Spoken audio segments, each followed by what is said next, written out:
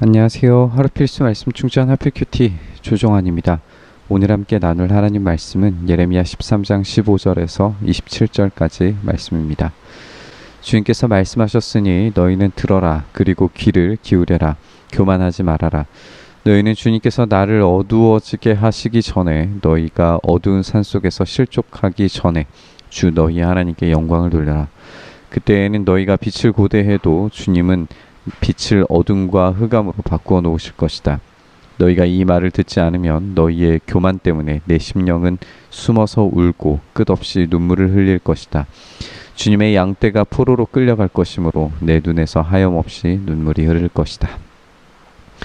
우리가 15절에서 들어라 라고 말하고 있는데, 이 17절은 듣지 않으면 이라고 이렇게 말하고 있습니다. 그리고 16절은 이 어두움과 빛이 교차하면서 등장하는 것을 우리가 볼 수 있는데요. 이 대비가 굉장히 극적이죠. 그리고 선명하게 등장하고 있습니다. 하지만 이스라엘의 선택은 결국에 어둠을 선택하고 듣지 않기를 선택을 합니다. 그래서 예레미야의 심령이 숨어서 울고 눈물을 흘리고 눈물이 하염없이 흐른다라고 이렇게 표현하고 있습니다.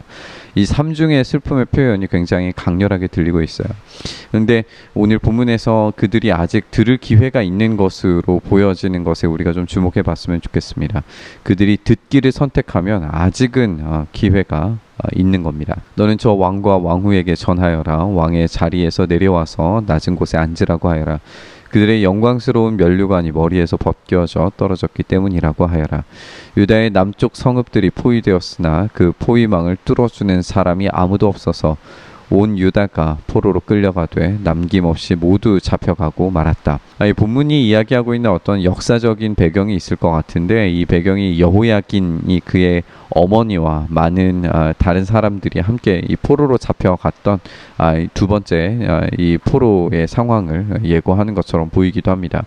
여호야긴의 아버지였던 이 여호야김은 애굽의 속국왕일 뿐이었어요. 그래서 애굽의 느고 왕에게 금과 은을 성실하게 조공으로 바치는 행위를 했습니다. 그리고 하나님의 말씀을 그가 들었어야 함에도 불구하고, 우리가 나중에 또 읽겠지만 예레미야가 전달하는 이 심판의 메시지를 듣자 이 하나님의 말씀의 두루마기를 자르고 그것을 불에 던지는 행위를 합니다. 결국에 그가 이 듣기를 거절하는 것을 우리가 볼 수 있는 거죠.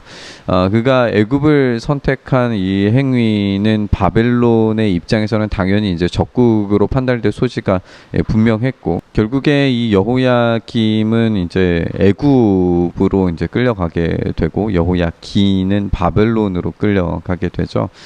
이런 상황 가운데서 그들의 왕의 지위가 완전히 사라지는 것을 우리가 보게 됩니다. 이것이 그들이 여전히 교만했기 때문이다라고 그렇게 설명이 되고 있고, 그들의 교만이 위기가 닥쳐옴에도 불구하고 전혀 보지 못하고 듣지 못함으로써 재앙을 자초했다라고 그렇게 평가를 해볼 수 있습니다. 예루살렘아, 눈을 뜨고 북녘에서 오는 적들을 보아라. 내가 돌보던 양떼, 내가 그처럼 사랑하던 내 백성이 지금은 어디에 있느냐. 내가 손수 기른 자들이 너를 공격하고 지배하면 내 심정이 어떠하겠느냐. 너는 해산하는 여인처럼 온갖 진통에 사로잡히지 않겠느냐. 그때 너는 어찌하여 내가 이런 신세가 되었는가 하고 물을 것이다.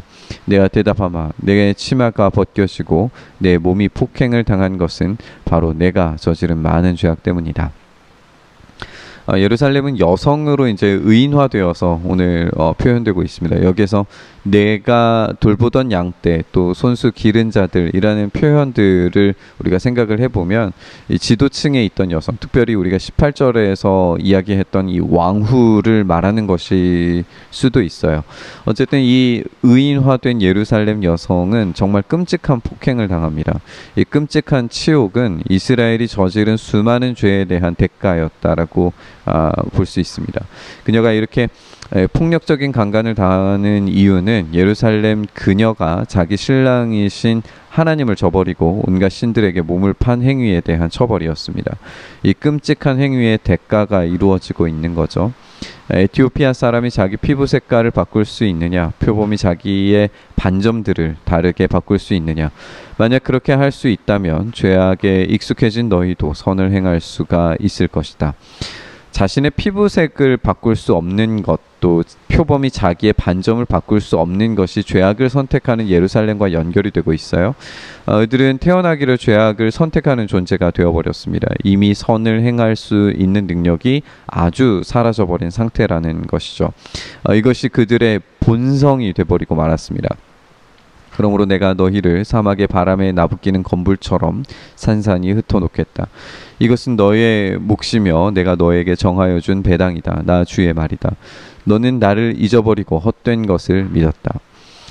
그들은 굳건히 세워진 상태가 아니라 이 건불처럼 바람에 나부끼는 존재가 되었습니다. 이 건불은 겨일 수 있고 곡식을 떨고 남은 이 겨라고 하는 거죠.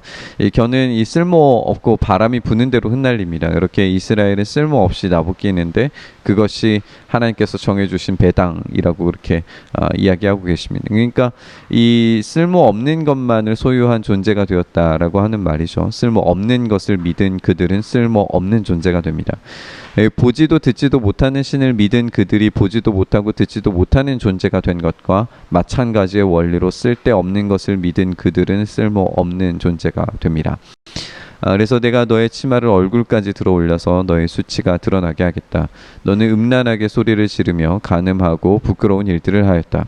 나는 언덕과 들녘에서 내가 저지른 역겨운 일들을 보았다. 부정한 예루살렘아, 너에게 화가 미칠 것이다. 언제까지 내가 그렇게 지내려느냐. 하나님의 심판은 예루살렘의 수치가 드러나게 만드심으로써 이루어집니다. 하지만 이미 전에 이 예루살렘은 수치도 모른 채 부끄러운 일들을 마구 벌이던 그런 도성이었어요. 수치를 모르는 예루살렘에게 치욕스러운 일들이 벌어지게 만드실 겁니다. 그리고 이것은 실제로 예루살렘이 정복당했을 때 이 포로가 된 사람들이 알몸으로 끌려감으로써 이 비참한 성취가 이루어지는 것을 확인하게 될 겁니다. 하나님께 선택받은 이스라엘, 이 영광의 예루살렘은 우상숭배의 도시, 쓸모없는 도시, 또 본성이 죄를 지을 수밖에 없는 그런 존재가 되고 말았습니다. 예루살렘의 모든 구성원들이 죄를 짓고 있는 것을 우리가 보게 되는 거예요. 이 왕과 왕후뿐만 아니라 일반 백성들 모두가 이 심판에서 제외될 수가 없습니다. 여전히 그들이 기회를 가지고 있다라는 것을 우리가 생각을 해봤을 때 그들은 듣고 뉘우치고 돌아와서 회개해야 했지만 예레미야의 이 삼중의 눈물과 슬픔의 표현들이 그들이 도무지 회개할 가능성이 보이지 않는 이 본성 자체가 죄를 가진 존재가 되었다는 것을 우리가 확인해 보게 됐습니다. 그러면 우리는 회개를 언제 해야 될까요? 우리의 기회는 바로 지금일 겁니다. 한나 아렌트가 악의 평범성에 대해서 이야기했던 것처럼 우리가 살고 있는 이 도시, 우리 시대의 질서, 가치, 세계관 속에서 죄를 지을 수밖에 없는 구조 속에 살고 있는지 모릅니다.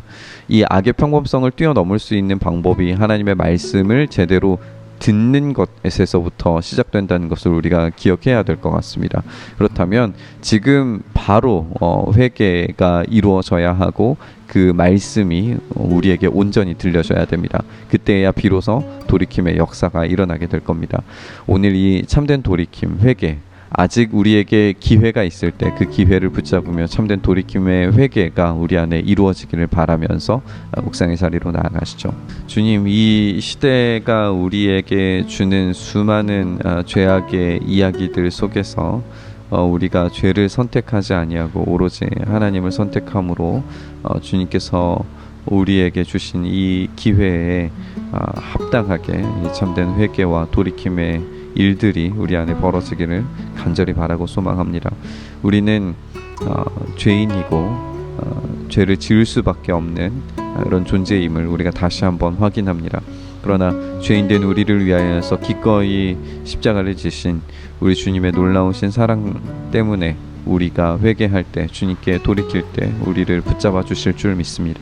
그 은혜를 우리가 사모하며 오늘도 주님 앞에 나아가오니 주여 우리를 받아주시고 용서받은 자로서 다시 한번 우리의 삶이 십자가를 따르며 부활의 영광을 바라보며 오늘도 주님이 원하시는 뜻대로 한 걸음 한 걸음을 내디딜 수 있도록 주여 은혜 더하여 주시옵소서. 이렇게 일하시길 소망하며 우리 주님 예수님 이름으로 기도드리옵나이다. 아멘.